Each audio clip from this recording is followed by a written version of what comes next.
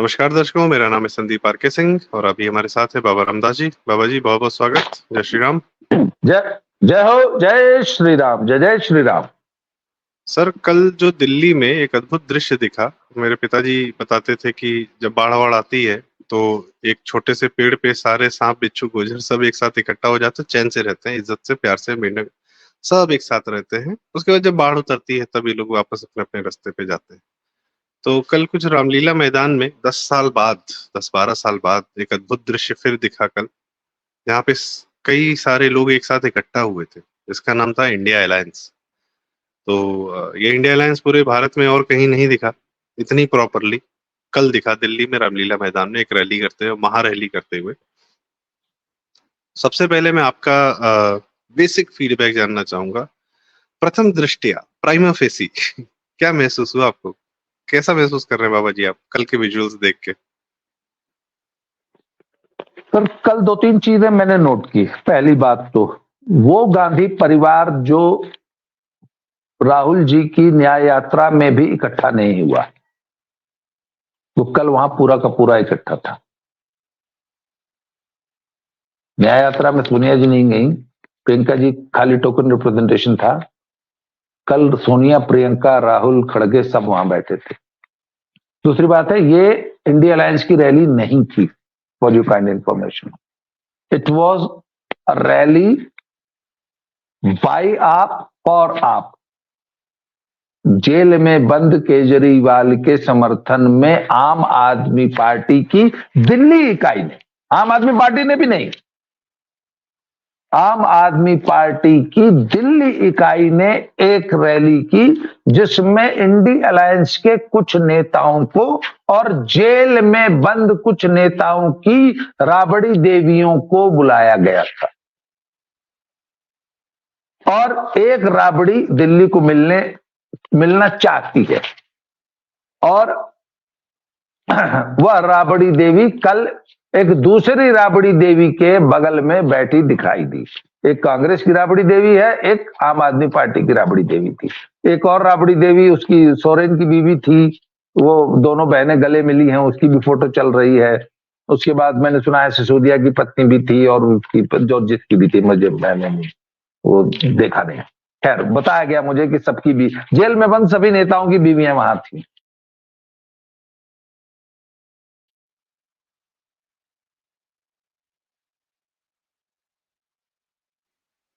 आपकी आवाज चली गई। और उसके बाद मंच का संचालन सौरभ भारद्वाज नामक एक आपिया कर रहा था। एक और कल बड़ा मजेदार दृश्य जो अभी बहुत ज्यादा पब्लिक डोमेन में नहीं आया, अभी सुबह सुबह आया है।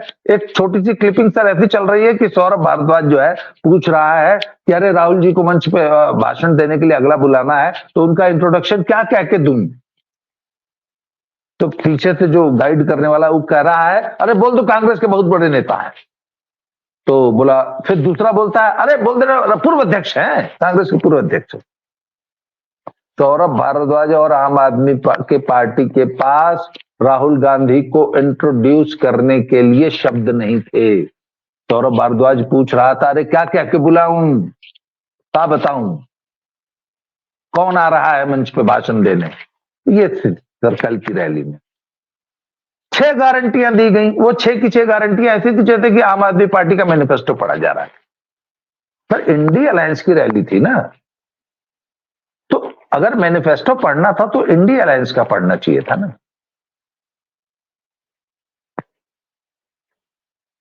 केजरीवाल की बीवी सोनिया के बगल में बैठी थी, सोनिया जी के बगल में आतिशी मार लेना दूसरी लाइन में बैठी थी, और ऐसे थोड़ा सा अपना चेहरा आगे दिखाने की कोशिश कर रही थी जिससे कि फोटो में वो अभी आ जाए। भगवंत मान को दूसरी लाइन में कुर्सी के लिए संघर्ष करते देखा गया। भगवंत मान के लिए दूसरी लाइन में भी प्रॉपर डेजिग्नेटेड चेयर नहीं थी। पहली बात, यदि उस पूरे मंच पर बैठे हुए सभी लोगों का अगर प्रोफाइल, अगर बायोडाटा बनाया जाएगा ना सर, तो सबसे बड़ा प्रोफाइल भगवंत मान का ही बनता है कि he was the only sitting chief minister of a state, of a very very important state like Punjab.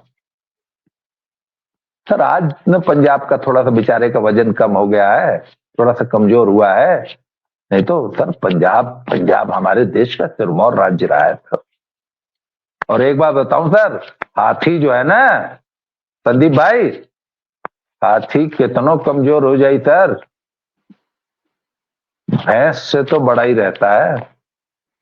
Sir Punjab में जितनी पंजाब जो है ना, लोकसभा सीटें हैं, हाँ। अगर वो सारी की सारी आम आदमी पार्टी आज जीत जाए ना, तो प्रधानमंत्री पद का दावा ठोक देगी। तो सर पंजाब आज भी देश का सबसे इंपॉर्टेंट स्टेट है, हालांकि कोई भी स्टेट अनइम्पॉर्टेंट नहीं है, मेरा ये मतलब नहीं है, पर सर पंजाब का मुख्यमंत्री, सर ही डिजर्व रिस्पेक्ट है सर। ये कल पंजाबियों की एक बहुत बड़ी इंटेलिजेंस। अच्छा एक मिनट सर, इंडिया अलायंस में who is the Sikh representative?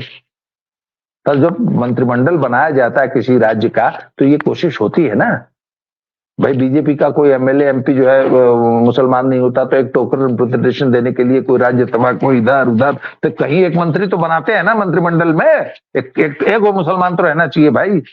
Sir who is the Sikh representative in India alliance? तो सर शायद सही में फ्रंट रो में सोनिया जी के एक या दो कुर्सी छोड़ के भगवंत मान जी को वहां पे शोभायमान होना चाहिए था, and he was struggling for a chair. अच्छा दूसरी चीज, इस पूरे कल के जमावड़े में एक ही आदमी था जो महफिल लूट के ले गया, जो सचमुच ओरेटर है। क्योंकि सर पता है क्या, भगवंत मान सर एक तो जमीन से उठा हुआ आदमी है, संघर्ष करके आया है, और he has made his bones with very very small tidbit roles on stage। पुराने जमाने की आप उसकी अगर वीडियो देखेंगे ना, जो पुराने जमाने में जब तो बड़े नेताओं के साथ कहीं दफली बजा रहा है ये और कपिल शर्मा, सर मंच पे उसको ओरेटरी आती है, मंच को महफिल कैसे लूटनी है भगवंत मान जानता है, और कल के भाषण में उसने बता दिया। सर ऐसे नेता को आम आदमी पार्टी ने जो कल, अच्छा उसका कारण है सर कि आखिर सुनीता भाभी को लाइमलाइट में रखना आम आदमी पार्टी के लिए क्यों जरूरी है, और भगवंत मान को दूसरी लाइन में ढकेलना क्यों जरूरी है, इसका कारण है सर। जब से आप कुछ पूछना चाहते हैं कि मैं अपनी बात कंटिन्यू करूं? नहीं, मैं इसी में पूछना चाहूंगा जो आपने बात कही जी कि सुनीता जी को आम आदमी पार्टी का या दिल्ली का सीएम बनाए जाने का फायदा क्या है केजरीवाल को, या न बनाए जाने का नुकसान क्या है? इतनी कवायद की क्यों जा रही है सुनीता जी का चेहरा प्रोजेक्ट करने के लिए?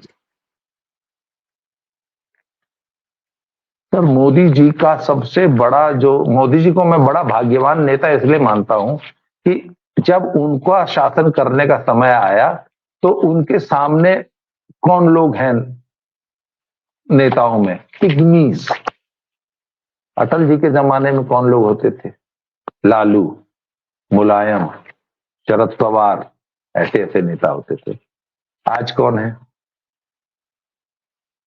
अखिलेश, तेजस्वी, बच्चे हैं सर, नौसिखिए लौंडे। मोदी जी इस मामले में बड़े भाग्यशाली। तो सर बात यह है कि आम आदमी पार्टी में सुनीता भाभी को इसलिए सत्ता में रखना जरूरी है क्योंकि केजरीवाल जब जेल से बाहर थे ना सर, तब भी उनके हाथ से आम आदमी पार्टी निकल रही थी। सर आम आदमी पार्टी की दो ही तो सरकारें हैं, दिल्ली को वाले को तो मैं चीफ सीएम मानता नहीं, और ये कसक खुद केजरीवाल को रहती है कि वो एक पूरे स्टेट के सीएम नहीं है, he is simply a glorified mayor. असली सीएम तो सर भगवंत मान। क्यों? क्योंकि उसके पास पुलिस है, उसके पास स्टेट प्लेन है, अगर उसके पास स्टेट प्लेन नहीं है तो वो एक स्टेट प्लेन हायर कर सकता है। सर केजरीवाल तो कायदे से कार नहीं खरीद सकता अपने लिए, एलजी साहब रोक लगा देते हैं, क्यों है? तो सर बात यह ना कि पार्टी पर कब्जा बनाए रखने के लिए, कब्जा जमाए रखने के लिए राबड़ी देवी का होना जरूरी है, क्योंकि पार्टी ऑलरेडी केजरीवाल के हाथ से फिसल रही। क्यों? आपको याद होगा सर कि जब पंजाब में सरकार बनी तो राघव चड्ढा को एक सुपर सीएम के तौर पे भगवंत मान के सिर पे बैठा दिया गया और बकायदा एक ऐसी व्यवस्था बनाने की कोशिश की गई थी जिसमें कि वो बाकायदे ऑफिशियल मीटिंग्स को प्रिसाइड कर सके, और एक दो बार कोशिश की भी। आपको याद होगा कि वहां जाके फिर वो जब सिरे नहीं चढ़ी तो वो एक साइड बैठ जाता था और दिल्ली से कुछ अफसरों की टीम के साथ चंडीगढ़ में आता था, सारी फाइलें उसके सामने प्रस्तुत की जाती थी। बहुत बार तो ऐसा हुआ कि पंजाब के ऑफिसर्स, चीफ सेक्रेटरी जैसे ऑफिसर 7-8 लोग दिल्ली गए, वहां पे केजरीवाल ने और राघव चड्ढा ने मीटिंग ली, वहां पे ड्राफ्ट हुआ। जैसे फॉर एग्जांपल एक्साइज पॉलिसी जो है उसकी मीटिंग पूरा एक्साइज डिपार्टमेंट पंजाब का दिल्ली गया था। तो सर ऐसा एक सुपर सीएम थोपने की कोशिश की गई थी पंजाब पे और कुछ दिन तक वो व्यवस्था चली, पर बाद में सर वो राघव चड्ढा जो है वो संभाल नहीं पाए, केजरीवाल संभाल नहीं पाए, और उसमें फिर मैंने सुना है कि अमित शाह और मोदी जी ने इंटरफेयर किया और भगवंत मान की पीठ पे हाथ रखा कि यार काहे घबराते हो जी तुम, 92 सीट है तुम्हारे पास यार, तो एक प्रचंड बहुमत, और पंजाब के सीएम हो यार, पौंडीचेरी के सीएम नहीं हो तुम, पुदुचेरी के, तुम पंजाब के सीएम हो, शेर हो यार तुम, सिख हो, तुम्हारे सिर पर दस्तार सजी है यार, ये साले कल के लौंडे ये राघव चड्ढा जैसे तुमको गवर्न करेंगे और तुम काहे घबराता है जी, हम है ना तुम्हारे साथ। तो सर आम आदमी पार्टी में ने अब वो शोले का डायलॉग है ना, गब्बर, गांव वालों ने अब कुत्तों के सामने रोटी डालना बंद कर दिया है। तो सर भगवंत मान ने और पंजाबियों ने अब दिल्ली आम आदमी पार्टी के सामने रोटी डालना बंद कर दिया, पहली बात। दूसरी चीज सर, केजरीवाल अगर जेल चले जाते तो स्वाभाविक रूप से पूरी आम आदमी पार्टी में एक ही नेता बचता। अच्छा, तो उसमें एक बात और हुई, संगरूर से एमपी थे भगवंत मान साहब, फिर सर इस्तीफा देकर जब दोबारा चुनाव हुआ, वहां उपचुनाव हुआ, तो सर आम आदमी पार्टी वो सीट हार गई। या मुझे लगता है कि भगवंत मान ने जानबूझ के हरवा दी, या जो भी कारण रहा हो। और जीत कौन गया? ऐसा आदमी जो कभी जिंदगी में 50,000 वोट के ऊपर नहीं पाया था, सिमरजीत सिंह मान, खालिस्तानी, घोषित खालिस्तानी, वो जीत गया। तो पंजाब में एक चर्चा है कि वो सीट जानबूझ के भगवंत मान हार गया। क्यों? क्योंकि भगवंत मान आम आदमी पार्टी को यह मैसेज देना चाहता था कि sir, for your kind information, Sangrur में जो वोट मिला था वो भगवंत मान को मिला था, आम आदमी पार्टी का वोट नहीं था। जब भगवंत मान संगरूर से हट गया तो तुम हार गए। तो पंजाब में जो वोट है वो भगवंत मान का वोट है, आम आदमी पार्टी का वोट नहीं। सर ये मैसेजिंग थी संगरूर से। अब आज सुन लीजिए, आज की तारीख में दिल्ली का कोई भी नेता पंजाब में घुस नहीं सकता। हालांकि इसके पीछे जो हल्ला छिड़ी है वो अमित शाह जी की है। अमित शाह जी ने हौसला दिया है, तुम चलाओ जी, हम बैठे हैं, देखो तुमको कौन कुछ बोलता है, पहली बात। दूसरी चीज है सर, टिकट वितरण चल रहा है, इस समय टिकट वितरण चल रहा है। आम आदमी पार्टी ने 8 सीट दी थी, 8 में से 1-2 लोग जो है पार्टी छोड़ चले गए, टिकट वो छोड़ दिए। तो कल से पंजाब में एक चर्चा चल रही है कि सर 2022 में जब एमएलए का चुनाव वितरण हो रहा था, टिकट वितरण हो रहा था ना 2022 के चुनाव के लिए, तो सर टिकट बांटा था संजय सिंह। उससे पहले पार्टी के जो प्रभारी थे वो संजय सिंह, जिनको हम लोग प्यार से पंजू सांड भी बोलते हैं, और एक दुर्गेश भाई है, दुर्गेश पाठक, और एक हमारे राघव चड्ढा जी इंचार्ज थे। तो राघव चड्ढा पे ये आरोप लगते थे कि वह जो है पैसा लेके टिकट बांट रहे हैं। एक बार तो मुझे याद है मोहाली में एक मीटिंग में तो बहुत इनके खिलाफ नारेबाजी हुई थी, और जो एक व्यक्ति का टिकट इन्होंने काट दिया था और पब्लिक ने इनको दौड़ा लिया था, बड़ी मुश्किल से पुलिस ने बचाया था। वो विजुअल्स भी मैंने खुद देखे अपनी आंख से।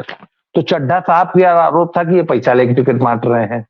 और सर अन्य दो आप नेताओं पर यह आरोप था कि इन्होंने पंजाब की कुछ महिलाओं के साथ बाकायदे हम बिस्तरी की है, सेक्स फॉर टिकट के आरोप हैं, और बड़े पुष्ट आरोप हैं।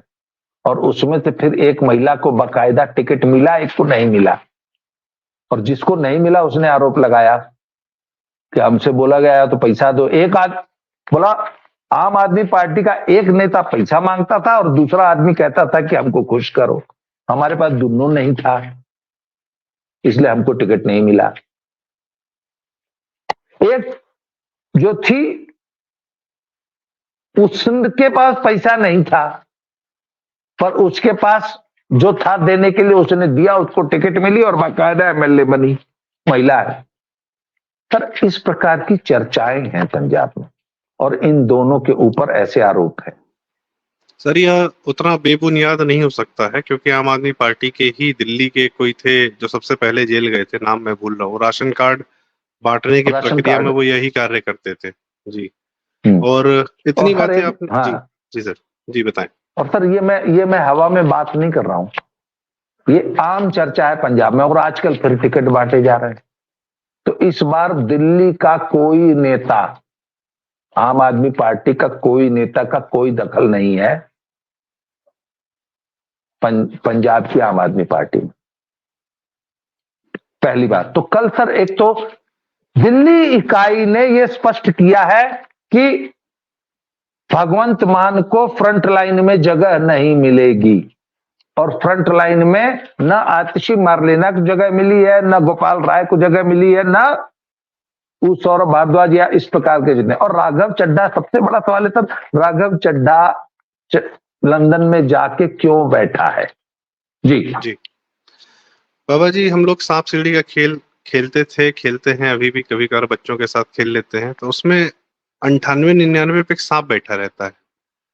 तो वो जो है ना, जो लोग जो गोटियां ऊपर जाती हैं, तो जैसे आपको लगे कि आप 100 पे पहुंचने वाले हैं, तो वो सांप आपको काट लेगा, नीचे लाएगा 7 पे या 2 या 3 पे। ठीक है, केजरीवाल साहब वहीं बैठे हुए हैं, और जो ऊपर पहुंचने की कोशिश करता है उन्हीं के अपनी पार्टी वालों को, ये पूरा रहा है उनका इतिहास कि वो 99-98 पे आतिशी पहुंचे, चाहे भगवंत मान पहुंचने का प्रयास करें, या चाहे गोपाल राय, चाहे संजू सांड, या चाहे सिसोदिया, वहां पे वो डस लिए जाते हैं, नीचे आ जाते हैं, चाहे जेल में, चाहे 2 पे या 3 पे। मेरा इसी से मिलता जुलता सवाल है सर कि तो क्या इस केजरीवाल को जब जेल भेजा गया है, तो क्या ये जो आम आदमी जो आपने कहा कि केजरीवाल के हाथ से आम आदमी पार्टी खिसक रही थी, तो यह जो जेल इस समय भेजा गया है, जो लोग बार बार कह रहे हैं कि लोकसभा चुनाव के जस्ट बीच में क्यों भेजा, इतना बड़ा रिस्क क्यों लिया, इसको सहानुभूति मिल जाएगी ये वो, तो क्या यह जो पंजाब आम आदमी पार्टी और दिल्ली आम आदमी पार्टी है, इसमें इसके दो फाड़ को और बढ़ाने के लिए क्या यह कार्य किया गया है? देखिए इसके ये नहीं कि जेल भेजा गया है, क्योंकि जेल तो उसका जाना तय था, जितने कुकर्म हैं, जितने पाप हैं, जितने एविडेंसेस हैं, एवरीथिंग, इसके अपने कुकर्म मेक श्योर कि he had to go to jail. But the point is कि या अगर ये जेल गया है, तो क्या इस कारण से दिल्ली आम आदमी पार्टी और पंजाब आम आदमी पार्टी में क्लियर कट दो फाड़ होने के चांसेस हैं बाबा जी? दो फाड़ होने के चांसेस नहीं है, पार्टी ऑलरेडी दो फाड़ हो चुकी है। मैं आपको बताऊं, देखिए साहब, पंजाब में एक बहुत जबरदस्त सेंटिमेंट हमेशा से रहा है कि anybody who is not Punjabi speaking. आप अनाउंसमेंट की उम्मीद करते हैं इस चीज की? अनाउंसमेंट की जरूरत बाइफर नहीं पे है। नहीं, अनाउंसमेंट ऐसा कुछ नहीं होगा, अंदर अंदर सब हो जाएगा। और नहीं तो सर मैं बताऊं, पंजाब में दो चीजें स्पष्ट है। पंजाब में पगड़ीधारी जट सिख ही मुख्यमंत्री बन सकता है, एक तो ये स्पष्ट है। दूसरी बात, पंजाब में anybody who does not speak Punjabi is a भैया, फिर वो चाहे हरियाणा का ही क्यों ना हो। और यूपी वाला तो खैर हैया है भैया। तो सर अब तक पंजाब को दुर्गेश पाठक और संजय सिंह जैसे सो कॉल्ड भैये और केजरीवाल जैसे भैये पंजाबियों को रूल करें, सर ये पंजाबी अणख जो है ना, पंजाबी स्वाभिमान, इसको अलाउ ही नहीं करता। और एक चीज, जब ये बना था सीएम भगवंत मान, तो सर इसने पैर छुए थे और एकदम पगड़ी जो है एकदम सिर झुका दिया था। तो इसकी बड़ी आलोचना हुई थी पंजाब में कि तू दस्तार सजाई हुई है, जो पगड़ी होती है उसको दस्तार सजाना बोलते हैं, तू सिख सजिया हुए हैं, तेन शर्म नहीं आती? सर एक नॉन सिख के सामने, केजरीवाल के सामने तुम जो है अपना सिर नवा रहे हो, एकदम दंडवत हो रहे हो, ये पंजाबी साइकी को अच्छा नहीं लगता। और फिर पंजाब को राघव चड्ढा जैसे चिकने, दुर्गेश पाठक जैसे पिग्मीज रूल करे और हमारी औरतों पे गंदी दृष्टि डाले, तो आपको लगता है पंजाबी स्वाभिमान इस चीज को बर्दाश्त करेगा? आपको लगता है? नहीं। अच्छा, ये तो हो गई सर ऊपर की डायनामिक्स। अब अंदर की समझ लीजिए। आम आदमी पार्टी 92 सीट जीती, तो पंजाब में आम आदमी पार्टी के पास वोट आया था। तो जब पंजाब में सर आम आदमी पार्टी घुस रही थी ना, तो इनके पास तो बैठने की कई जगह नहीं। भाई आप किसी गांव में जाएंगे तो सबसे पहले किसी के दरवाजे पे बैठेंगे ना, तो सर वो कोई दरवाजा था नहीं इनके पास। तो ये सर गए कनाडा अमेरिका, और कनाडा अमेरिका के खालिस्तानियों से मिले, और खालिस्तानियों ने कहा कि ठीक है जी, हम आपके एजेंडा को हम आम आदमी पार्टी जो है चलाएंगे। तो फिर जब खालिस्तानियों ने अपना समर्थन दिया कनाडा, अमेरिका और यूरोप में, तो आपको याद होगा 2017 से पहले वाला चुनाव जब हम लोग पंजाब का कवर करते थे, उन दिनों हम लोग यूट्यूब पे नहीं थे, फेसबुक पे हमारी सारी गतिविधियां होती, तो हम 2015 से, हाँ 2015 से सर हम ये चिल्ला रहे हैं कि आम आदमी पार्टी खालिस्तानियों की गोद में बैठ चुकी है। अच्छा सर, इसकी पूरी फंडिंग मैं आपको बताऊं सर, 2017 का जब चुनाव हुआ तो आम आदमी पार्टी 100 सीटों का दावा तब भी कर रही थी, और आम आदमी पार्टी सर इस पे हालांकि कितना मिनट हुआ है, 23 मिनट हुआ है ना अभी हमारे पास टाइम है। सर आम आदमी पार्टी का चुनाव अभियान पूरा मैंने बड़े ध्यान से देखा है तब 2017 वाले विधानसभा चुनाव। चुनाव ऐसे चल रहा था कि फंडिंग पूरी की पूरी कनाडा अमेरिका से आ रही थी, और यूरोप के तमाम देशों में बकायदा इनके चुनाव सेल खुले थे, जिसको कि खालिस्तानी चला रहे थे।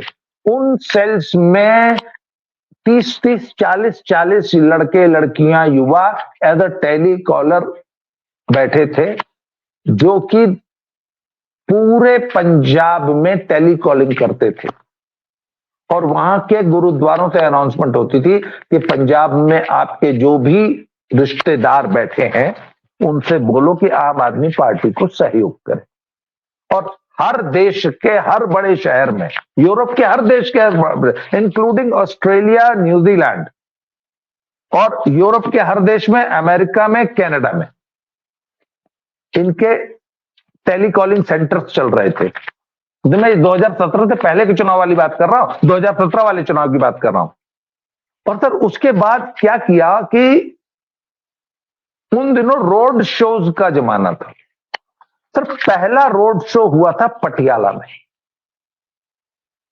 और पटियाले का रोड शो देख के लोगों की आंखें फटी रह गई थी। लोग बताते हैं कि लगभग 20 किलोमीटर लंबा रोड शो था। पटियाला में पहला रोड शो हुआ जब, तो उस रोड शो में इतनी भीड़ क्यों उमड़ी थी? उसका सर मॉडस ऑपरेंडी ये था कि यूरोप, अमेरिका, कनाडा में रहने वाले प्रत्येक सिख को बोला गया कि ये धर्म का मामला है, इसलिए पंजाब में रहने वाले अपने परिवार, भाई, भतीजे, भांजे को बोलो, उसको पहले तो पैसा भेजो। तो वहां पे बैठे हुए पाजी ने अपने भतीजे को, अपने भाई को, छोटे को 50,000 या 1 लाख रुपया भेज दिया। अब 1 लाख रुपया कनाडा में रहने वाला, उन दिनों अच्छा जमाना था, कनाडा की इकोनॉमी और यूरोप की इकोनॉमी बूम की थी, प्री कोविड एरा की बात है सर। तो 1 लाख रुपया भेज दिया कि छोटे इतना कर, एक इनोवा 15 दिन वास्ते या 20 दिन वास्ते किराए ते ले ला, और ये रहे 5,000 रुपये रोज का तेरा खर्चा। अब छोटे ने एक इनोवा ले ली, उसमें 5 मित्र बिठा लिए। अब आज रोड शो कहाँ है जी? पटियाले में है। तो छोटा इनोवा लेके पटियाले चले गया, और ऐसे कम से कम 20,000 छोटे झोंक दिए गए, जिसकी फंडिंग पूरी विदेश से हो रही थी। तो सर पंजाब में क्या है सर कि हर शहर, कस्बा छोड़ दीजिए, हर गांव में एक टैक्सी स्टैंड है, क्योंकि पूरा एनआरआई मूवमेंट होता है ना। तो एनआरआई जब विदेश से जब इंडिया में आता है तो उसके पास अपनी गाड़ी नहीं होती, तो वो टैक्सी कर लेता है। तो 1 महीने के लिए, 2 महीने के लिए वो टैक्सी ले लेता है, परमानेंटली 2 महीने तूने मेरे साथ रहना है। तो हर गांव में एक टैक्सी स्टैंड होता है सब, जिसमें एक छोटी गाड़ी से लेके मर्सिडीज तक उपलब्ध होती है। ऐसी ऐसी ट्रैवल एजेंसीज हैं, टैक्सी स्टैंड। सर 2017 के पंजाब के चुनाव में किसी भी टैक्सी स्टैंड पर टैक्सी उपलब्ध नहीं थी। पंजाब के पूरे पंजाब में किसी टैक्सी स्टैंड पर गाड़ी उपलब्ध नहीं होती थी। बड़ी मुश्किल से कि हम लोग को ना स्कूल में गाड़ियों की जरूरत पड़ती थी कभी कभी, तो टैक्सी नहीं मिलती थी सर। और वो तमाम गाड़ियां रोड शोज में घूमती रही। अब बात यह ना सर कि जो गाड़ी आज पटियाले वाले रोड शो में है, कल वो संगरूर चली गई, परसों वो नाभे चली गई, उसके बाद वो पटियाले चली गई, उसके बाद वो फिर अमृतसर चली गई, उसके बाद वो तरन तारण चली गई। तो इस तरीके से सर पूरा कैंपेन चल रहा था। और जिस दिन रिजल्ट आने वाला था ना संदीप भाई, उस दिन हजारों किलो लड्डू बना के उन यूरोप अमेरिका के जो इनके कार्यालय थे, वहां पे लोग ढोल और पूरा सब कुछ ला के तैयार बैठे थे, कि उनको मालूम था हमारी तो थम्पिंग मेजॉरिटी से सरकार बनने जा रही है। पर सर हुआ क्या था कि चुनाव से ठीक पहले आम आदमी पार्टी को रोकने के लिए बीजेपी ने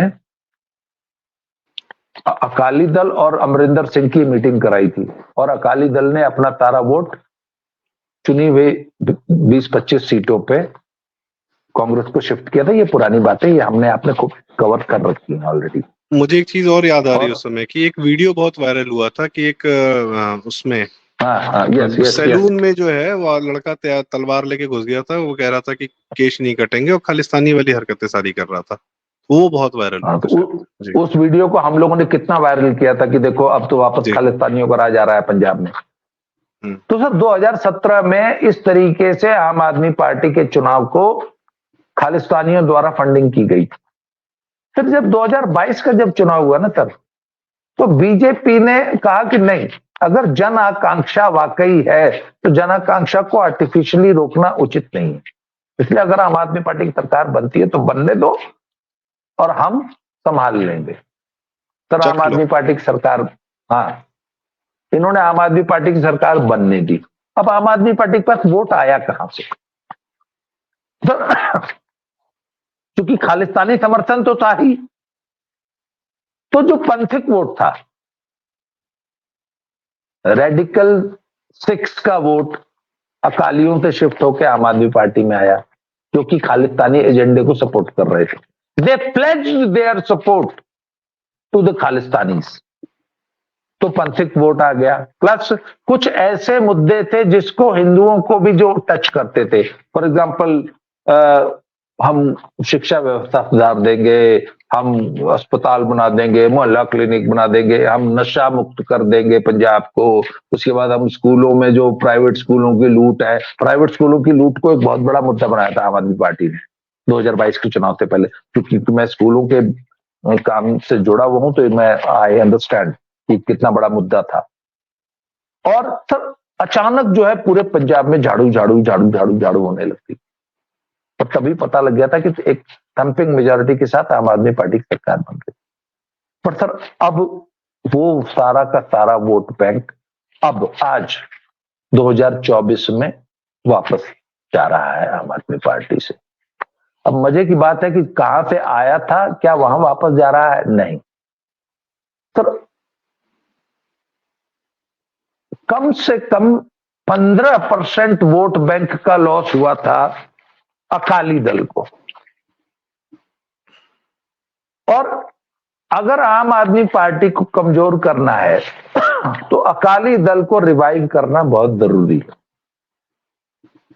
तो सर आम आदमी पार्टी का सिख पंथिक वोट का कुछ हिस्सा, या यूं कह दीजिए बड़ा हिस्सा, वापस जा रहा है अकालियों में। सर दूसरा एक बहुत बड़ा हिस्सा जो हिंदू वोट था, जो कि मूलतः कांग्रेस का वोटर रहा है शुरू से, वो इस बार शिफ्ट होकर बीजेपी में आ रहा। तो आम आदमी पार्टी से पहले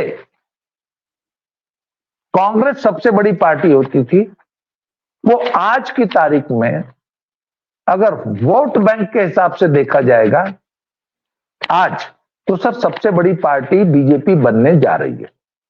उसका कारण सर, जब ये अकालियों की जूनियर पार्टनर थी ना, तब ये मात्र 3 लोकसभा या 23 विधानसभा के चुनाव लड़ती थी। इसके बावजूद इनका 8% वोट होता था मात्र 23 सीट पे लड़ने के बाद। परंतु अगर ये पूरे 117 सीट पे चुनाव लड़ जाए तो इनके पास लगभग 15% वोट, तब जबकि पूरा का पूरा हिंदू समाज कांग्रेस का वोटर था, तब भी 15% वोट बीजेपी के पास था। अब राम मंदिर आंदोलन, मोदी की लोकप्रियता, मोदी लहर, योगी जी की लोकप्रियता मिला के हिंदू वोट अब चूंकि बीजेपी की तरफ देखने लग गया है, तो वो जो 15% है वो बढ़ के 25% ऑलरेडी हो चुका है। आज बीजेपी 25% वोट पे, मतलब बीजेपी 2024 का चुनाव जब लड़ने के लिए उतरेगी तो 24 से 25% वोट से शुरू करेगी।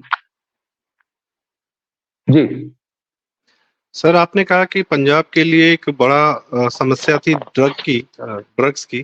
तो ड्रग्स का तो एक्चुअल सॉल्यूशन जो है वो तो मुझे लगता है बीएसएफ का जब सीमा बढ़ाई गई थी 50 किलोमीटर अंदर तक की, तो उससे जो इन्होंने कंट्रोल करने की कोशिश की, क्या उसका भी असर पड़ सकता है? क्योंकि वो तो ऑफ कोर्स उसमें बड़ी चर्चा हुई थी कि पंजाब के में दखल दे रही है केंद्र सरकार, पर वो सिर्फ इसलिए था कि ड्रग्स और हथियार ना आने पाए।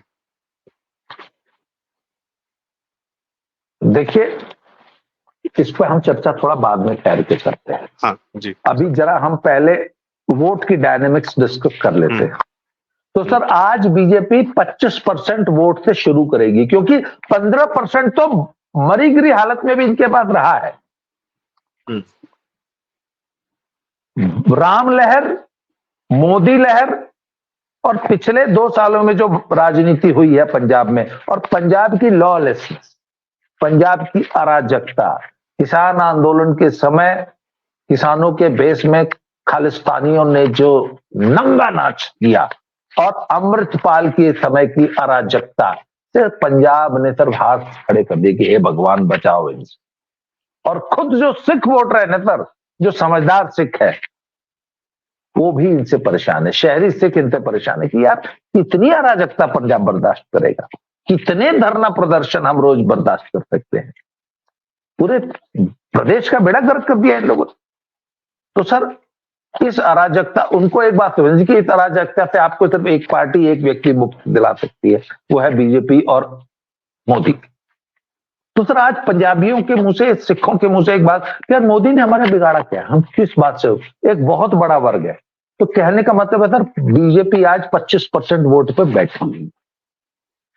अब अगर कोई कैंडिडेट ऐसा आ जाए जिसके पास 5-7% वोट अपना है, तो भाई जी की क्या पॉलिटिक्स है, यही पॉलिटिक्स है ना कि अरे भैया 15% तो हम दलित वोट लेके बैठे हैं, तुम बताओ तुम अपनी बिरादरी का कितना लेके आ रहे हो, हाँ? उनकी पूरी वोट, सेम पॉलिटिक्स यहां पंजाब में चल रही है कि 25% वोट बीजेपी और मोदी का पंजाब में है। अब अगर परनीत कौर आ जाती है पटियाले से, तो 7-8% तो परनीत कौर के पास भी है वोट। सर 4 कॉर्नर्ड कॉन्टेस्ट में जिसके पास 30-32% वोट है वो सीट निकाल लेगा। आज पंजाब में 4 कॉर्नर्ड कॉन्टेस्ट है ना, आम आदमी पार्टी, कांग्रेस, अकाली और भाजपा। भाजपा 25% वोट पे बैठी हुई है। अगर सुशील रिंकू 7 से 8%, सुशील रिंकू दलित नेता है, 7 से 8% सुशील रिंकू ले आए तो सुशील रिंकू जलंधर निकाल लेंगे। रवनीत बिट्टू 7-8% ले आए तो लुधियाना निकाल लेंगे। तरनजीत सिंह जी संधू साहब जो है वो 7-8% वोट ले आए तो अमृतसर निकाल लेंगे, अनंतपुर निकाल लेंगे, गुरदासपुर निकाल लेंगे, फिरोजपुर निकाल लेंगे। तो सर आज की तारीख में 8 सीट बीजेपी जीतने की पोजीशन में है। इससे ऊपर भी जा सकती है क्योंकि जो दलित सिख दलित जो मजहबी सिखों का वोट है उनकी अगर अभी कंसोलिडेशन होनी बाकी है। तो सर ये किसके हिस्से की सीटें हैं? कांग्रेस की प्लस आम आदमी पार्टी की। हालांकि आम आदमी पार्टी का सीट नहीं थी, पर आज सबसे बड़ी पार्टी, रूलिंग पार्टी तो वही है ना, 42% वोट विधानसभा में लेके बैठी थी। सर वो सारा वोट बैंक बीजेपी ने छीन लिया है। तो आज की तारीख में मुझे लगता है कि अगर मैं कहूंगा कि बीजेपी नंबर 1 पे है, आम आदमी पार्टी शायद नंबर 2 पे आ जाएगी वोट शेयर के मामले में, कांग्रेस नंबर 3 पे चली जाएगी और अकाली दल नंबर 4 पे चला जाएगा। पहले अकाली दल नंबर 3 पे था, बीजेपी नंबर 4 पे होती थी। आज की तारीख में बीजेपी नंबर 1 हो चुकी है वोट शेयर के मामले में। इसीलिए बीजेपी विभिन्न दलों से बड़े बड़े नेता, अब एक और सीट के बारे में बता देता हूं। एक सीट है खडूर साहब, जहां पे मेरा जो सुल्तानपुर लोधी है ना, वो खडूर साहब नामक एक सीट है। उस पे बात चल रही है। साहब कांग्रेस के एक बहुत बड़े नेता हैं, बड़े इंडस्ट्रियलिस्ट हैं, बड़े दबंग नेता कहला जाते हैं, राणा साहब, गुरजीत राणा जी। उनकी राइस मिल्स हैं, शुगर मिल्स हैं, यूपी में भी बहुत बड़ा बिजनेस है शुगर मिल्स का, एथेनॉल प्लांट्स हैं ये वो कपूरथला से चुनाव लड़ते थे। उनको कांग्रेस ने उनके बेटे को सुल्तानपुर लोधी से टिकट नहीं दी, उन्होंने अपने बेटे को निर्दलीय लड़ा लिया और धक्के से जितवा लिया, जबरदस्ती मतलब वोट ले लिया पब्लिक का। इतना दबंग नेता है। He is trying to get a ticket from BJP, Khadoor Sahib BJP. तब ऐसे बीजेपी हर सीट पर एक बड़ा नेता अगर, अच्छा बीजेपी के पास एक प्रॉब्लम रही है ना सर, जूनियर पार्टनर थी ना अकालियों की, तो लीडरशिप नहीं थी। वाकई टिकट किसको दे, नेता ही नहीं थे, क्योंकि सर मात्र 23 सीटों पे, तीन लोकसभा और 23 विधानसभा पे आज तक चुनाव लड़ी। तो संगठन तो धीरे धीरे बनता है ना। इसलिए बीजेपी की मजबूरी है कि अन्य पार्टियों से बड़े नाम, बड़े नेता उनको बोरो कर रही है। अगले 10 सालों में अपना संगठन तैयार हो जाएगा। पर आज की तारीख में सर बीजेपी पंजाब की नंबर 1 पार्टी है। इस बात को दिल्ली की आम आदमी पार्टी रियलाइज कर रही है और दिल्ली की आम आदमी पार्टी चलेगी जेल में। तो दिल्ली के साथ केंद्र, लुटेंस दिल्ली, केंद्र सरकार के साथ भगवंत मान का एक पैक्ट है कि देखो तुम हो पंजाब में बैठे और पंजाब हमारे लिए मोस्ट इंपॉर्टेंट स्टेट है सामरिक दृष्टि है, you are a border state bordering Pakistan, और हम किसी भी कीमत पर पंजाब को डिस्टेबलाइज नहीं होने, किसी भी कीमत। इसलिए तुम्हारी कुर्सी अगले 3 साल तक बिल्कुल कायम है, तंदुरुस्त है, निश्चिंत होकर राज चलाओ, किसी दिल्ली वाले को साले को घुसने मत दो अपने यहाँ। तुमको कोई दिक्कत आएगी तो हम तुम्हारे साथ। और सर, जहां तक दिल्ली आम आदमी पार्टी की बात है, तो मुझे नहीं लगता कि Gujarati will allow the to Gujaratis will allow to sit a Rabri Devi on Delhi chair. तो वो अब दिक्कत ये है सर, अब सोचने वाली बात यह है कि राघव चड्ढा लंदन में क्यों बैठा है। पर वैसे राघव चड्ढा पे एक पूरा एपिसोड बनता है। बिल्कुल, वो अलग से किया जाएगा, और अलग से किया जाएगा। हाँ, कि राघव चड्ढा पहली बात लंदन में क्यों बैठा है। राघव चड्ढा तो केजरीवाल का सबसे ब्लू आइड बॉय था, तो आखिर गड़बड़ कहां हुई सर। केजरीवाल बनाने वाला था इसको दामाद। हाँ, वो ऑडियो लीक हुआ था। नहीं, इट वॉज, पर फिर वो सर गोरी चमड़ी का महत्व तो पता है, उसको उधर नहीं जाते। तो सर मैं ये कह रहा था, जैसा आपने बताया कि पंजाब में जन आकांक्षा थी कि नहीं आम आदमी पार्टी झाड़ू झाड़ू झाड़ू। तो गाइड फिल्म का एक डायलॉग है कि देवानंद साहब का कि जिंदगी भी एक नशा है दोस्त, जब चढ़ता है तो मत पूछो क्या आलम रहता है, पर जब उतरता है। तो शायद ये जो पंजाब में एक नशा की एक है, वहाँ हैबिट है, वही उनको चिट्टे तक लेके गया। दारू तो ऑफ कोर्स पंजाबी और दारू तो एकदम सारी दुनिया जानती है कि क्या है। तो वो आम आदमी पार्टी का नशा चढ़ गया और अब शायद उतर भी रहा है पूरे पंजाब के दिमाग से। बाकी उम्मीद है उतर जाए, और उतर जाए तो फिर नई जगह बने। जैसे दिल्ली में हुआ कि भाजपा की सॉरी आम आदमी पार्टी ने कांग्रेस को लात मारी तो विधानसभा जीत ली, लेकिन लोकसभा पूरी भाजपा की हो गई। वैसे ही शायद पंजाब में हो जाए कि विधानसभा आम आदमी पार्टी ने कांग्रेस को लात मारी, विधानसभा जीत ली, पर शायद लोकसभा पूरी भाजपा की हो जाए। तो ये उम्मीद करते हैं, जैसे आप सिचुएशन बता रहे हैं, उम्मीद है ऐसा होगा, ऐसा होना चाहिए, और this will be a good thing. Punjab भी धीरे धीरे सुधर जाए, अराजकता से मुक्त हो, वहां भी विकास हो, क्योंकि बहुत स्ट्रैटेजिक है वो। न सिर्फ सामरिक दृष्टि से, वो इंटरनली भी देखें तो दिल्ली से हरियाणा, पंजाब, जम्मू कश्मीर का सारा रास्ता उधर ही से होके जाता है, और ट्रेड रूट भी बहुत इंपॉर्टेंट ट्रेड रूट है। जीटी रूट का एक बड़ा अच्छा खासा हिस्सा उधर से जाता है। सो आई थिंक कि ये जल्द से जल्द वहाँ की चीजें भी दुरुस्त हों, बिजली वापस लौटे, इंडस्ट्रीज वापस लौटे, जो वहाँ पे दिक्कतें हैं वो दूर हों, केंद्र सरकार के कंट्रोल में आएगा तो ऑफ कोर्स बहुत कुछ बेहतर होने की उम्मीद भी है। तो बाबा जी, thank you so much for giving us so much information about the most important thing, जो पूरा लुटियन मीडिया कोई बात नहीं कर रहा, कि दिल्ली आम आदमी पार्टी और पंजाब आम आदमी पार्टी अब दो, जैसे वो जरासंध के दो टुकड़े हुए थे, उस तरीके से किए जा रहे हैं। भीम जी जो है पकड़ के अलग अलग दिशा में फेंक रहे हैं। तो देखते हैं, उम्मीद है कुछ दिन में इसकी अनाउंसमेंट भी हो जाए।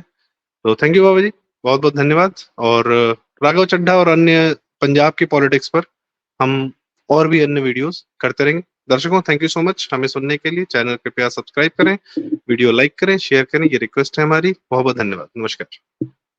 धन्यवाद।